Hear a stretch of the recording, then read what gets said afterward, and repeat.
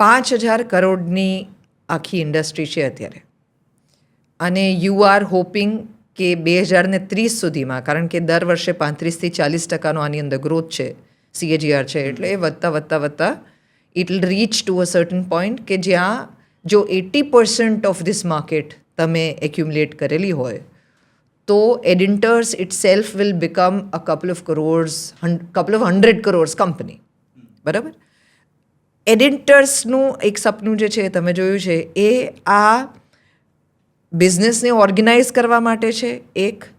બીજું એક ટ્રાન્સપરન્સી લાવવા માટે છે. ત્રીજું વધુ ઓપોર્ચ્યુનિટીઝ આ માર્કેટની અંદર ડેવલપ થાય એના માટે છે. ચોથું લોકો એને વધુ સિરિયસલી લે એઝ અ બિઝનેસ એના માટે છે.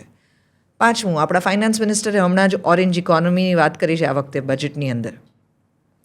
ટેલ મી, એડિન્ટર્સ એવું શું જુદું કરે છે કે જે બીજા કોઈ પ્લેટફોર્મ્સ નથી કરતા?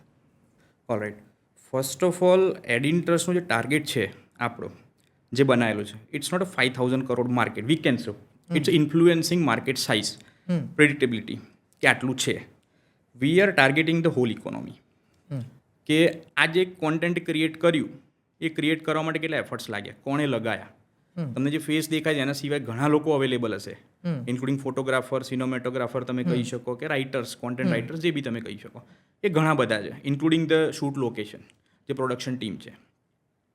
હવે આ બધાની ઇકોનોમી તમે ટાર્ગેટ કરો તો આ જે નંબર છે 5,000 crore કરતાં ઘણું ઉપર જાય છે. રાઈટ. એટલે આ એક એવું પ્લેટફોર્મ બનશે કે first of all not only influencer market, એ તો બાય ડિફોલ્ટ બેનિફિશિયરી છે એ લોકો ત્યાં, but the thing is what કે આખી ઇકોનોમી તમે ડ્રાઈવ કરો જે વખતે અને એમને એવું પ્લેટફોર્મ આપો તો ના ખાલી ઇન્ફ્લુએન્સર્સ, ફોટોગ્રાફર્સથી લઈને સિનેમેટોગ્રાફર્સથી લઈને કોઈની જોડે સારો આઈડિયા છે to promote particular product, they can sell over that. Right.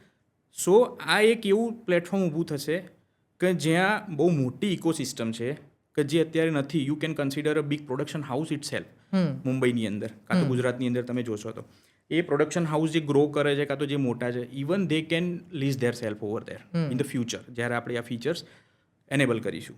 એટલે એ વસ્તુમાં એમને ફાયદો થશે કોઈ પણને કે સપોઝ જે બી મીડિયા અને ક્રિએટિવિટી ફિલ્ડમાં છે એ લોકોને ડાયરેક્ટ પ્લેટફોર્મ મળશે સીધી બ્રાન્ડ જોડે કનેક્ટ થવાનું, પહેલો ફાયદો. બીજો કે આ પ્લેટફોર્મ એવું નથી કે for example I am a brand, right, I am looking for creator, તો મારી જોડે બે રસ્તા છે અત્યારે. કાં તો ક્રિએટર જોડે ડાયરેક્ટ વાત કરીશ, રાઈટ, કાં તો હું મારી જોડે કોઈ એજન્સી હતી એની જોડે વાત કરીશ. તો હવે મને ખબર છે કે મારું ₹1,00,000 બજેટ છે, તું એજન્સીસ કઈ કાં તો ક્રિએટરને કહીશ મારું ₹1,00,000 બજેટ છે, I need 10 creator or 5 creator, whatever. એ બી મને નથી ખબર કે મારે ₹1,00,000 કેવી રીતે સ્પેન્ડ કરવાના. એજન્સી વિલ ડ્રાઈવ મી કે તમારે આવી રીતે કરવું જોઈએ. આપણું પ્લેટફોર્મ શું કરશે કે આ પ્લેટફોર્મ સીધું બ્રાન્ડ્સને એ બતાવશે કે આ ક્રિએટરના આટલા પૈસા છે, આટલી પ્રાઇસ છે અને આ ઇન્સાઇટ્સ છે. હવે આ ઇન્સાઇટ્સમાં તમે ઇન્વેસ્ટ કરશો આ ક્રિએટરની અંદર, so first of all ROI કેટલું આવશે, ધ પ્રિડિક્ટેબિલિટી એક એ બતાવશે based on there history. Second કે આપણે આ પ્લેટફોર્મ પર અલાઉ કરીએ છીએ કે બ્રાન્ડ્સ છે ને ડાયરેક્ટ વાત કરી શકે ક્રિએટર સાથે, વચ્ચે કોઈ મીડિયેટર નહીં કે ચલો બોસ તમે અમને આપો, અમે વાત કરીશું. બીજા પ્લેટફોર્મના જેવી રીતે પોર્ટલ્સ યુ કેન સે કે એ કેવી રીતે કરશે કે for example brand sign campaign create કરી નાખશે, ઓપન કેમ્પેન પડ્યું હશે. હવે એ કેમ્પેનના અંદર જઈને you can apply, I want to apply, this is also one way, right. Over here આ તો આપણે આપીએ જ છીએ. આના સિવાય કોઈ બ્રાન્ડ કે પર્ટિક્યુલર મારે આ ક્રિએટર જોઈએ છે, ફોર એક્ઝામ્પલ 1 million ફોલોવરવાળો ક્રિએટર જોઈએ છે મારે, કાં તો 5 લાખ ફોલોવર્સ છે, બ્રાન્ડ્સને ખબર છે કે હું જઈને DM કરું તો મને જવાબ આપતા અઠવાડિયું થઈ જશે એને, કેમ કે એ ક્રિએટરને કેટલા જવાબ આપવા પડે ત્યાં, રાઈટ. હવે એ જ બ્રાન્ડ આપણા પ્લેટફોર્મ પર આવીને એ જ ક્રિએટરને ઇન્વિટેશન નાખશે ને તો એને સિરિયસ લેશે એ ક્રિએટર, કેમ કે ક્રિએટરનું માઇન્ડસેટ એ વખતે ફિક્સ હશે કે જો એડિન્ટર્સ પરથી મારે ઇન્વિટેશન આવે છે તો ફેક નહીં હોય, તો સિરિયસ બિઝનેસ છે. તો આ એક ફાયદો થશે આપણા પ્લેટફોર્મ પર કે સીધું ઇન્વિટેશન ક્રિએટરને વોટ્સએપ પર, મેલ પર અને નોટિફિકેશન પર આપણે આપીએ છીએ કે તમારે આ ઇન્વિટેશન આ બ્રાન્ડમાંથી આવ્યું છે, આ નિશ છે, તમારે કરવું છે, so they can accept and they can have a chat directly over phone or over the chat text, right. તો આ એક ડિફરન્ટ થઈ ગયો કે આપણે ડાયરેક્ટ બંનેને મળાવી જ દઈએ છીએ, રાઈટ. એટલે આમાં શું થશે કે brands will be not like that કે મને ક્રિએટર ઓળખતો જ નથી. ઘણીવાર એવું થતું હોય છે કે આ બ્રાન્ડ્સનું આપણે કેમ્પેન કર્યું, રાઈટ. ક્રિએટરને ખબર હોય છે કે મેં પર્ટિક્યુલર આ ફેમસ બ્રાન્ડનું કેમ્પેન કર્યું, but the thing is vote, brands અને ક્રિએટર બંનેને ઓળખતા જ નથી હોતા લાઈક દેટ. તો આ પ્લેટફોર્મમાં શું થશે, બંને ડાયરેક્ટ કનેક્ટ થઈ જશે અને they can have a talk, simple. એ લોકો ન ઓળખતા હોય એકબીજાને, તો એને કારણે શું શું પ્રકારના નુકસાન જાય છે? I think that example would be the right story to tell, કે જેને કારણે યુ ડિસાઇડેડ કે આ એડિન્ટર્સ જેવા પ્લેટફોર્મની ખરેખર જરૂર છે. યસ.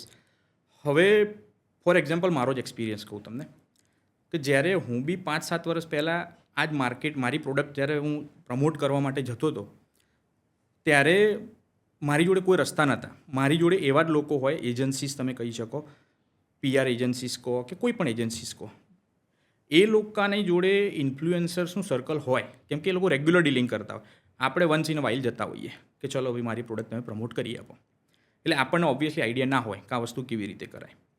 એ ટાઈમ પર કોઈ પણ મીડિયેટર જે છે XYZ, કે ચલો તમે મને આટલા પૈસા આપો, હું તમને આટલા ક્રિએટર્સ પ્રોવાઈડ કરીશ. વાત પૈસા અને ક્રિએટર ઉપર જ હોય છે, વાત ROI પર નથી હોતી. વાત પેલા ક્રિએટરની USP પર વાત નથી થતી કે આ ક્રિએટરની USP કેવા લેવલની છે. કેમ કે તમે વાત કરશો એઝ અ બ્રાન્ડ, તમારી પ્રોડક્ટ તમને ખબર છે શું છે, તમને એટલી બી ખબર છે કે મારી પ્રોડક્ટને કયો ક્રિએટર સારી રીતે બોલી શકશે. એ બી ત્યારે ક્યારે ખબર પડશે, જ્યારે તમે ક્રિએટર સાથે બેસીને એના આઈડિયા સમજશો કે કેમ કે તમારા કરતાં ક્રિએટર સાથે વધારે આઈડિયા હોય કે આ વસ્તુને આવી રીતે તમે પ્રમોટ કરી શકો. જો એ પર્ટિક્યુલર નિશનો ક્રિએટર હોય તો તમને 4 આઈડિયા આપશે કે તમે આવી રીતે કરી શકો. તમે મલ્ટિપલ ક્રિએટર સાથે બેસીને તમે આ વસ્તુ કરી શકો છો. આ વસ્તુ મિસિંગ થશે અત્યારે, જે આ પ્લેટફોર્મ પ્રોવાઈડ કરશે. ડાયરેક્ટ કનેક્ટ થઈને અન્ડરસ્ટેન્ડ ક્રિએટર શું કહે છે, બરાબર. ક્રિએટરને બી એવું છે કે હું જેને પીચ કરું છું એ ડિસિઝન મેકર છે ને એની જ બ્રાન્ડ છે, ત્યાં મીડિયેટર વચ્ચેથી જતો રહ્યો. બીજી વસ્તુ જે આપણે ફેસ કરેલી છે કે સપોઝ ફોર એક્ઝામ્પલ એક અમાઉન્ટ લઈ લઈએ 50,000 રૂપીસ, રાઈટ. હવે મેં એક 50,000 રૂપીસ હું સ્પેન્ડ કરું છું કે ચલો પર્ટિક્યુલર ક્રિએટરે મારી રીલ નાખી, આટલા X વ્યૂઝ આવી ગયા, X અમાઉન્ટ ઓફ વ્યૂઝ તમને મળી ગયા, તમે ખુશ થઈ ગયા ત્યાં, રાઈટ, કે ચલો આટલા વ્યૂઝ આવ્યા, ફેમસ થઈ ગયા, આમ છે તેમ છે.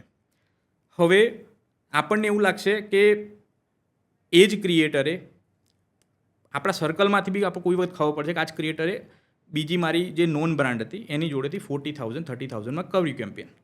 તો આપણને અગેન એવું થશે કે આ ક્રિએટરે મેન્યુપ્યુલેટ કરી પ્રાઇસ. એઝ અ બ્રાન્ડ મને એવું થવાનું જ છે, થયું જ તું, રાઈટ. પછી મને એવું લાગ્યું કે આ ક્રિએટરે આની બ્રાન્ડ બહુ સારી રીતે પ્રમોટ કરી, આવો જ વિડીયો જો મારો બન્યો હોત તો વધારે બેટર હોત. પણ એ વખત મને નથી ખબર કે મારી જોડે જે મીડિયેટર હતો એનો આઈડિયા હતો, અને પેલી બાજુ જે મને સારું લાગ્યું એ એનો પોતાનો આઈડિયા હતો. આ જે આઈડિયા મેન્યુપ્યુલેશન છે, પ્રાઇઝ મેન્યુપ્યુલેશન છે, રાઈટ, આ બધી વસ્તુ ફિક્સ કરવા માટે થઈને જ આ પ્લેટફોર્મ બનાવ્યું છે.